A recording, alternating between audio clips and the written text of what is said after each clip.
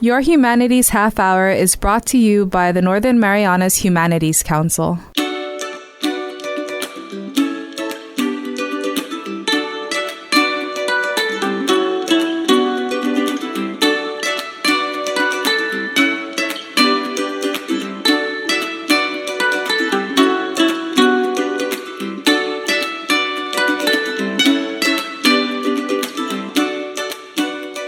Hapadays and Tiro, welcome to your Humanities Half Hour. I'm Catherine Perry. The Northern Marianas Humanities Council recently undertook a project to identify and recognize cultural icons in our Marianas community. And our guest today is recognized for her work and really her passion in preserving and promoting the indigenous Chamorro culture. Auntie Frances Manabusan Sablan, so nice to have you back in the studio. How are you? I'm good, thank you. Sidus Masi Hilisao, Catherine. Very happy to be here. And how are you? I'm well, thanks. How did you feel when you realized or you were told that you were being recognized as a cultural icon for our community? I was surprised. But very appreciative and very honored. Mm-hmm. Now, you originally were born in Guam before moving to the CNMI as an adult. Can you tell us a little bit about growing up, how Chamorro culture was a part of your life, either in your family or your community? What was it like back then? Being raised by my grandparents, my maternal grandparents, they spoke to me in Chamorro, although I didn't speak Chamorro back because we didn't have Chamorro classes at that time, and at the same time, my environment spoke English. So that was a one way, but I understood the language and the traditions that I got from my grandparents. That basically planted the seed of me being interested in my own culture. And so I paid attention to what they passed on to me.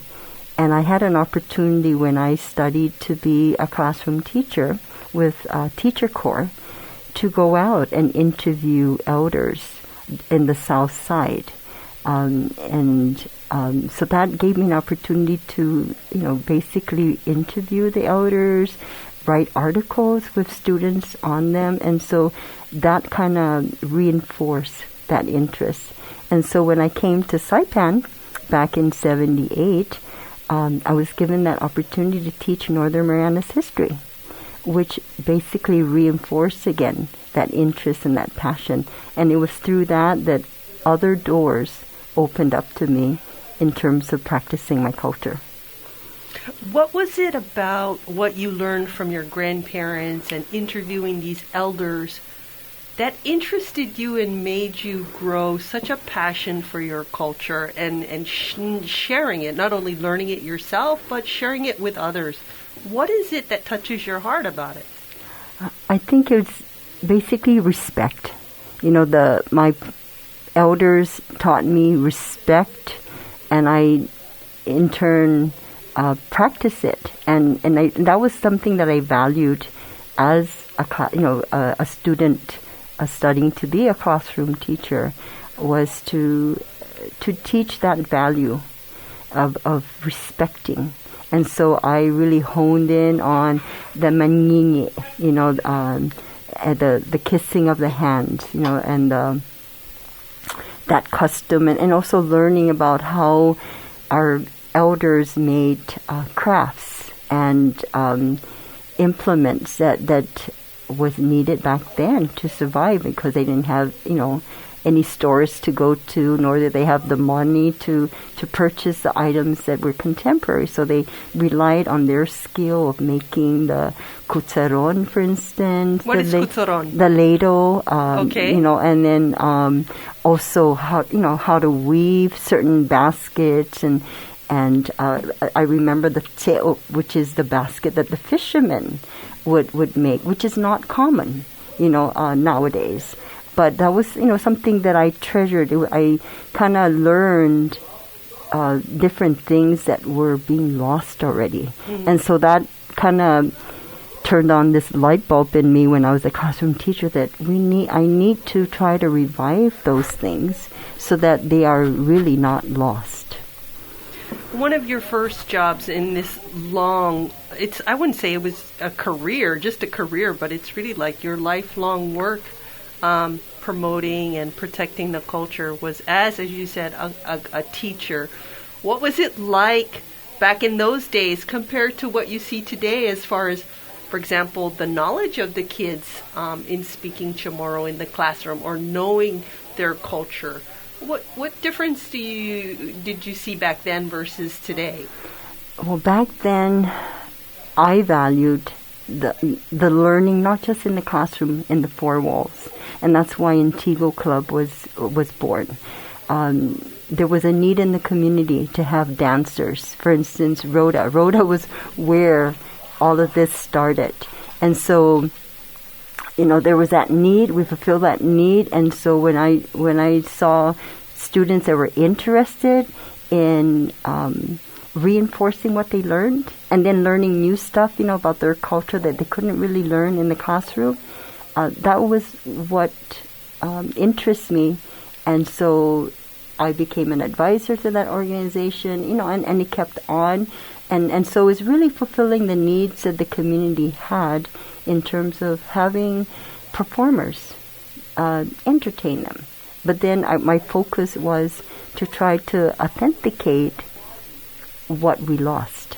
And so that's where the interviews with the elders came in locally, like Tunwan Sanchez, for instance, Tan Maria Crisostomo, Tun Hussein Denki, and all those important elders that were either knowledgeable of the dance and the costume and also the music.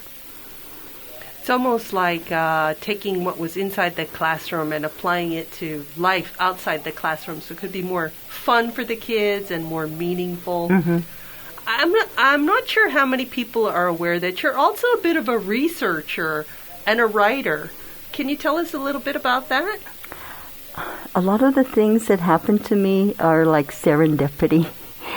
So in terms of writing, I was sought out maybe because I was, a public figure, right? I mean, I was out there as a classroom teacher and as an advisor for the dance group, and so I was sought by Saipan Tribune, for instance, to write in Chamorro, and I said, wait a minute, I never went to the formal classes, but I did practice, and that was one of the things that I really appreciated moving here, was that my in-laws spoke to me in Chamorro, and then the parents of my students were predominantly Chamorro, so I made it a point to communicate with them in Chamorro, and that was a struggle for me because if the elders back then, when I was working with them in Guam for Teacher Corps, could laugh out loud and in front of my face, they do it, but they were so. Why were they laughing? No, they if they could have laughed, they would have, because I could not speak Chamorro. Okay. That was the reason. Yeah. And so for someone to say, would you like to do the program in Itautauta back in 95 and to write in the early 2000s, it kind of, to be honest with you, I was shocked because I didn't expect for someone to say, hey, can you do this? I mean, to be honest with you, I heard criticisms and I expected that, but I'm one that says, hey, I was asked to do this, I am willing to do this, why not? So. And look how much really you've been able to accomplish. You mentioned the talk show that was on Mariana's Cablevision Chamorro talk show, Itautauta. Yes. Can you tell us a little bit about that, and what do you feel was the importance of that program for our community? I had lots of fun, Catherine, doing that program, because I did it from 95 to 99 when they actually terminated the program. But I really want to thank Anisha and and Jess Sonoda, because they were the ones who started the program in the early 90s. And so Tunwan Tudela, the late mayor, was the one who asked me to be his co-host, and then later on left me to do it alone because it was I wasn't paid, but I enjoyed it because I would invite the elders from the aging center. They would sing, they would dance, they would tell their stories, similar to what you're doing today in terms of having fun with, your interviewees. And we basically talked about issues in Chamorro, and again, it reinforced the language that I could not speak as a teenager, as a young adult. But I'm a proponent that if you understand the language, the other three parts are easier. The reading, the writing, and the speaking. But the speaking is the one that you just really need to practice. And that's something I encourage. And have the courage, no? Yes, and never mind what anybody else says or thinks. You continue to do what you believe needs to be done. And so that's what I did. I guess in a lot of ways I'm very individualistic. I do what I think is right, and I go for it. You know what I mean? So it's really very inspirational to hear how, as a young person, you weren't able to speak, and now, hello, you're a cultural icon being recognized. I mean, really, that's quite a testament to your spirit and your attitude. And if I may, you were mentioning earlier about respect and how it's such an important part of the culture. And I would say you are somebody who also exemplifies a lot of grace. I think anybody who knows you would say you're like, I don't know if you've ever gotten mad, but if you did, I couldn't see it.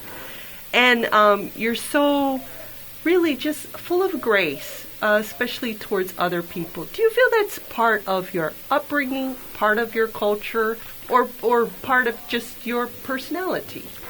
I think it's a combination. It was something that I experienced growing up. I owe a lot of credit to my maternal grandmother, although she wasn't around too long for me, but she explained to me that because I had a stepmother, and she told me that if I wanted my stepmother to respect me, I really need to work on respecting her. So my relationship with my stepmother was great.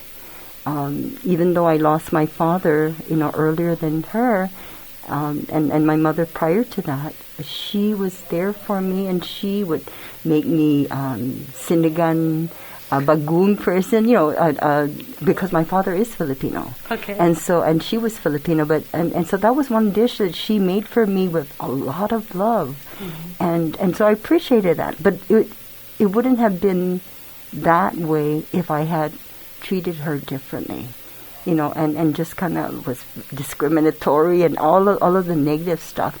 So my grandmother really planted a seed with me that if you want respect, you need to give respect. So you get in return what you reap, right? I mean, you sow what you reap, right? So that was something that I valued, and so I continued it because I found that was the best way. I mean, you can't necessarily get things done by forcing it on others and being negative, because it doesn't work that way. But if you go in with, like they say in teaching, you discipline with dignity. You can discipline them, correct their ways if they were really going astray, but you do it with kindness and with love. And as long as the person knows that, then they respond to it. But if they don't, then you're hitting a brick wall. So that's why that virtue is very important to me, and because that seed was planted when I was very young, and so I want to pass that on. We're chatting today with Francis Manabusan Sablan, cultural icon, and we'll be back with more after this break. I Northern Marianas Humanities Council, Bula Guinahanya puri historian Marianas dan kultura. Sinyon soda esisihanan formasyon gi zon mami website nmhcouncil.org, pat bisita gi YouTube, pat Facebook. Guahalokwe diferentes klasen leblu na sinya un fan. I Northern Marianas Humanities Council has uzura todo I experiencian tautau.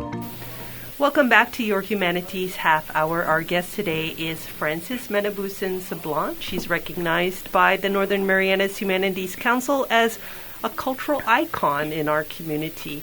Auntie Francis, I was lucky enough to hear you give a chant at a recent event. Well, not a recent event. It was, I believe this is an original chant about the moon, if I'm not mistaken, or Yes. Long story short, would you chant for us, and can you tell us a little bit about this chant?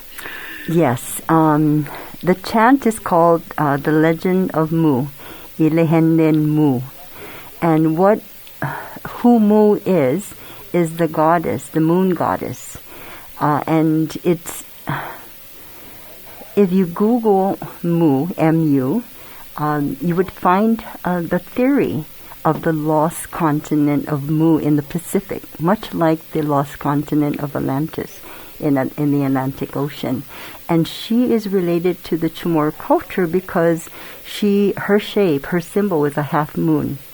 And so she was put up on a pedestal, which would be the pillar of the Atsulati. And so that's the meaning behind the chant. And the tune that I chose, because of the theory again that we migrated from Southeast Asia and with the Chinese influence, may sound a little bit oriental, but that was a piece that I came up with and taught it to the kids when I was teaching with a Chamorro bilingual program between 1998 to the year 2000. And so the students back then who learn that chant, if they hear this chant, may bring back memories as to the dance lesson. And it goes like this. Unsay na untanun symbolum Giza Pacificum Guahaun historia purun Palawan na anya simun Ti ordinaryo na Palawan, cariño sa Zangadboom, Guiza unsay na Giza Pacifico, antes na tiempum,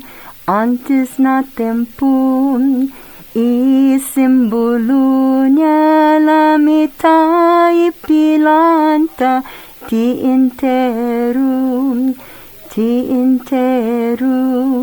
mapegahulo unaligi antes na tiempum. And that's what I recollect, Catherine. I wasn't able to find the lyrics of the song or the chant that I wrote before coming over, so that's a taste of what I sang, teaching the kids. Another part of that chant is talking about how we lost the continent, when the rising of the sea level came about. So that basically kind of concludes that particular chant, recalling back the lyrics that I wrote. And like I said, it was a theory, and it was something that I shared with my students when I taught them Northern Marianas history. Just a little tidbit of the research I was doing also in terms of trying to find out more about our history and also our culture.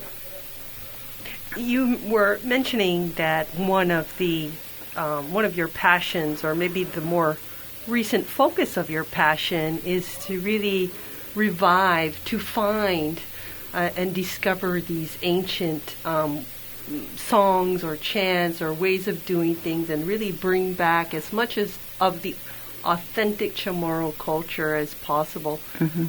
Why is this an emphasis for you now? I think it's the showcasing that we do. I mean, I participated in the Festival of the Pacific Arts since the mid-'80s, and I tried my best to go to those festivals. And part of that, of participating in those festivals and representing the Marianas, whether it's the Northern Marianas or Guam, we basically want to showcase what existed back then. And in order to do so, a lot of research needs to be done. But, some of my best work, like the writing of the Fa'i chant, for instance, was really serendipity. I was, during the time of the double dipping that I did with the Chamorro bilingual program as an itinerant teacher to teach song and dance in Chamorro to all of the Chamorro bilingual kids. So I scheduled every week the different schools. And so when I took a trip to Rhoda, my supervisor, Auntie Carmen Taimanyao, asked me to seek out an elder. His name was Tan Matias Taisiken.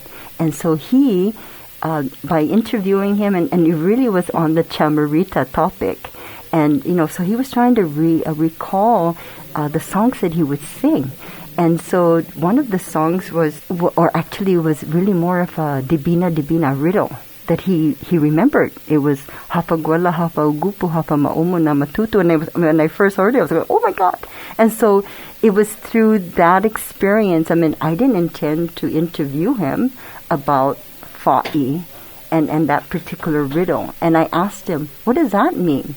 It's saying, elder, what flies, what is eaten, and what is pounded.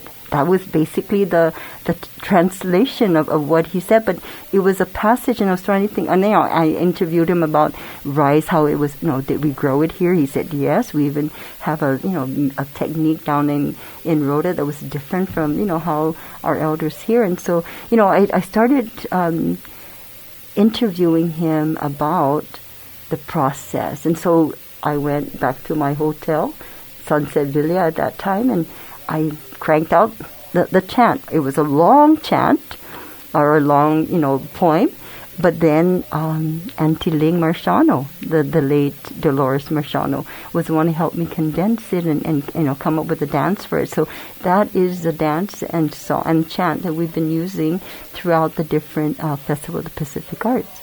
And so, that was a true serendipity outcome. But, that's one thing that I would like to share with our listeners, is sometimes you come across things not purposefully, accidentally, but more meaningful. And so, and then the tune of Fa'i, the Fa'i chant, really came from Nankita, Tan Maria Crisostomo's grandma, her mama. She would hear her mama singing the tune, of matutu, matutu, matutu, ifa'i. And so, again, it wasn't planned for us, but if she was part of the Bilingual Bicultural Association. And so as we were discussing this chant that, that Ling and I came up with, that was a condensed version, that's when she came out with, oh, Mama used to sing this. And so that was the connection to the original or the authentic chant that came from the elders. But I didn't know that at the time, but it was something. And so that's something that inspires me, and I look forward to, in terms of, just trying to recreate, and sometimes not purposefully, but accidentally. One of the things you mentioned earlier in our chat was your work with the Antigo Club, formed in 1980. You have touched so many young people. You have invested so much time of your life in sharing this knowledge with young people. Why have you given so much, and what do you feel has been the fruit of your efforts?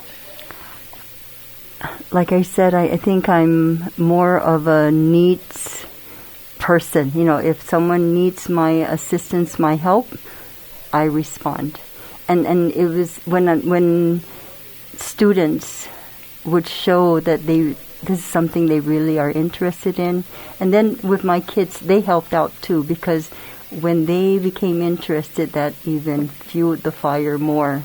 But because I was working with my kids, and what I valued, I could pass on to them. And now I'm experiencing that because my granddaughter now is a group leader. My daughter is a group leader. My granddaughter is now a group leader too. So all the efforts I put in, like you say, the time and the energy and the support I get, from my family and the community, is what is feeding this yearning and this interest of sharing about our culture. Because, and then an important point is, I was tired of people asking me questions about my culture, my island, and I did not want to continue to say I don't know. I had to know. And then, like you say, as an educator, I was forced to know, because how could I impart knowledge if I don't know it? So it was all interrelated. Well, you were currently the executive director of MANGO, the Marianas Alliance of Non-Government Organizations. What are your hopes for the future? What's on your plate now looking forward? Well, we want to support our organizations in the community, the nonprofits that are do-gooders. They are there to help, and they have a lot of love and passion for what they do. And so we want to continue to support them, because that was something that we tried to do for the past 10 years, was to support our NPOs or NGOs. But all we could do back then without any funding was reach out to resources like the Minority Health, for instance, Office of the Minority Health. They were the ones who provided money and the trainers to train our nonprofits. But now that we've got the funding through the help of Emma and Pete Perez, they wrote a proposal for Anna, and we got a 3-year grant. So to do just that, to help out the NGOs in fulfilling their mission, their vision, with support. For instance, if they needed help in becoming a 501c3, for instance, that involves money. Mango can help, but you have to be a member in order to do so. And right now we're 77 members strong, and there are individual memberships, and there are also organizations. And so we're there to try to help out, again, fulfilling the needs of the organizations who take care of our community through the beautiful work that they do. Well, we've been chatting today with Frances Manabusan Sablan. And Frances, thank you so much. Any final thoughts before we go? Yes, and that is, there is hope. If you are one like me many moons ago, where you want to practice your culture, whatever it is, in my case it was Chamorro, then you meet that challenge. You do something about it. And I encourage, whoever it is that I come across, if they really want to engage in writing Chamorro, the beauty of the chats and the emails and the texts is there. And one thing about the chats, you can even record. And so that's how I'm learning some Carolinian words, is by forcing CWA, their staff, to say, hey, how do you say this? How do you spell it? And engage in it. And be true to that. Be true to what it is that you're interested in doing. Thank you again for your time, and most especially for your lifetime of work, and congratulations again on being recognized as a cultural icon in our community. Sizos Masis and Hilusol, Catherine, and to the Humanities Council, because they too are 30 years strong and going. Again, our guest today has been Francis Manabusan Sablan. This has been your Humanities Half Hour. I'm Catherine Perry. This program was supported by a We the People grant awarded to the Northern Marianas Humanities Council from the National Endowment for the Humanities. Any views, findings, conclusions, or recommendations expressed in this program are those of the participants and do not necessarily represent those of the National Endowment for the Humanities or the Northern Marianas Humanities Council.